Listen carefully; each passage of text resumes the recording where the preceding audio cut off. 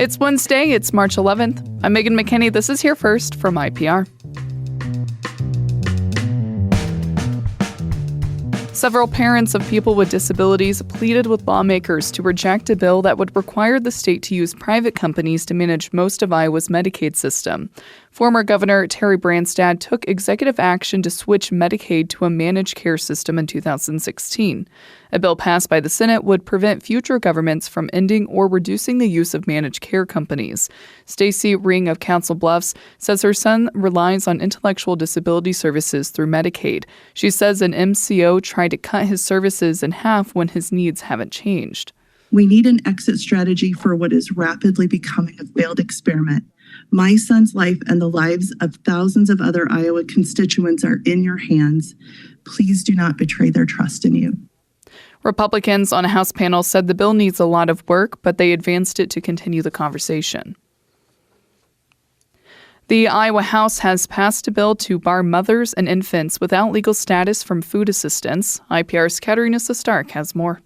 The bill would limit WIC, food assistance for women, infants, and young kids, to citizens and qualified immigrants under federal law. Iowans without legal status and some lawfully present immigrants would be blocked from the program. Kids with legal status could join regardless of their parent status. Democratic Representative Angel Ramirez of Cedar Rapids says WIC isn't a luxury. Iowa has always stood for the dignity of every child. This bill asks us to abandon that value, to look at a hungry infant and say, your paperwork matters more than your health. Republican Representative Austin Harris says these restrictions already apply to other public assistance programs, and this puts Iowans first.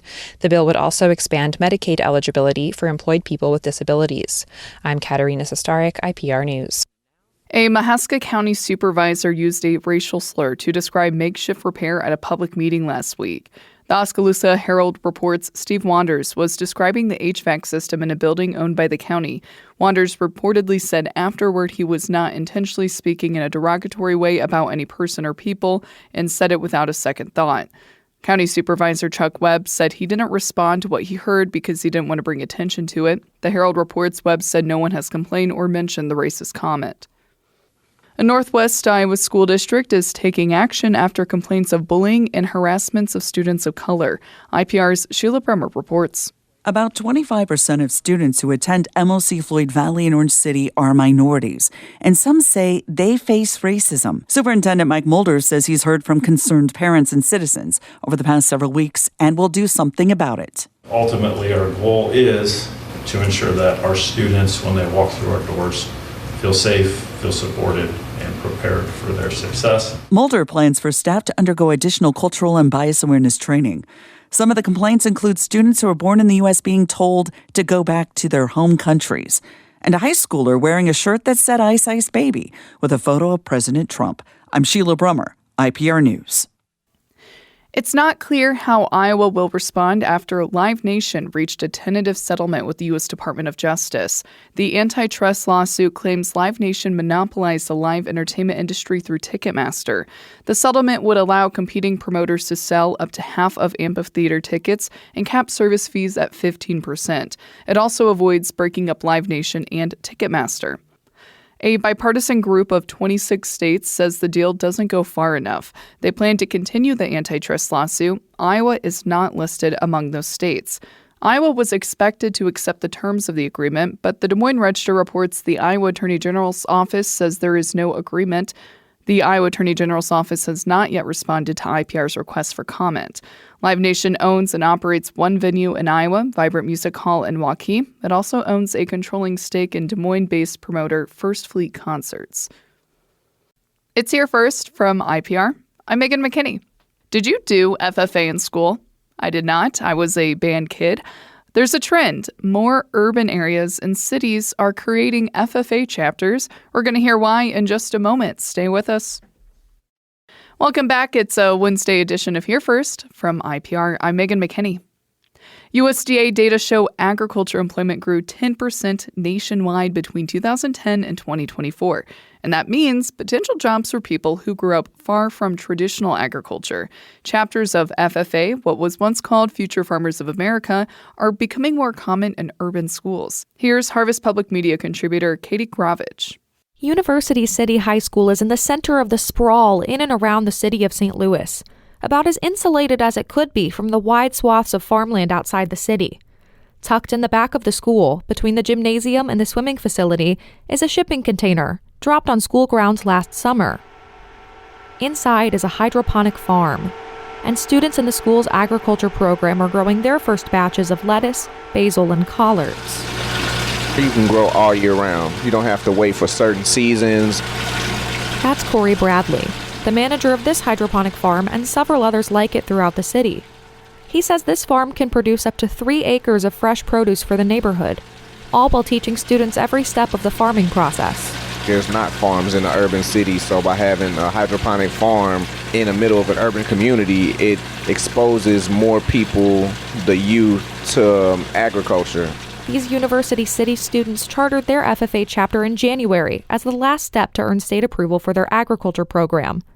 It's one of the first FFA chapters in St. Louis and its suburbs. But the school is situated in a hub for life sciences. It's within driving distance of huge biotech firms like Bayer and MilliporeSigma, as well as incubators for agriculture startups.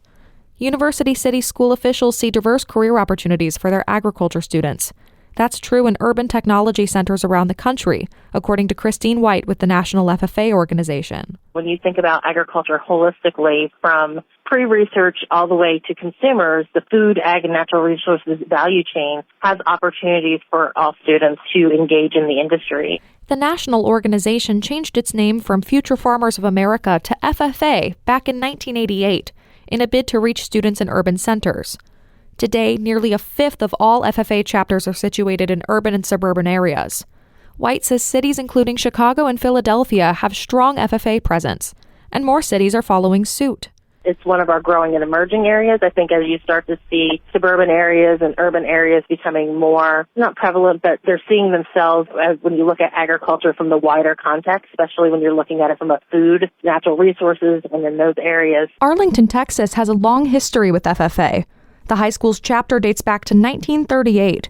Still, FFA advisor Tanner Smith says like many of his urban students, he didn't come from an agriculture background. I learned about FFA and the rest is history. I raised goats and cattle and chickens through high school. I went and got a degree in agriculture sciences, and now I'm here teaching these kids. Smith says his former students have taken careers in diverse fields, including wildlife management, agriculture marketing, and veterinary medicine. In Omaha, Nebraska, Taylor Cooper says not every FFA student plans a career in agriculture. The advisor at Bryan High School points to one of her students who plans to go into cosmetology. She says the junior is making a line of hair products as part of her independent study. She is growing the plants herself, so then she can actually process them. So it's really cool, like even finding that connection there with a career that's not anywhere ag has been one of our biggest successes for our kids. Back at University City High School, students are preparing to compete in state and national FFA competitions. Senior Imani Bailey is the new chapter's inaugural president. She's considering a career in biotech after her recent exposure to agriculture. It still touched my heart, just seeing how many people support us and how many people were actually involved in trying to help us. I think about it almost every week. And that's exactly what's so exciting to farm manager Corey Bradley, who says these hands-on experiences can change students' lives. I'm Katie Grovich, Harvest Public Media. Harvest Public Media is a collab of public media newsrooms in the Midwest and Great Plains, including IPR News covering ag, food systems, and rural life. I'm Megan McKinney. Thanks for listening to Here First today. Hope you've been having a great week and have a great Wednesday.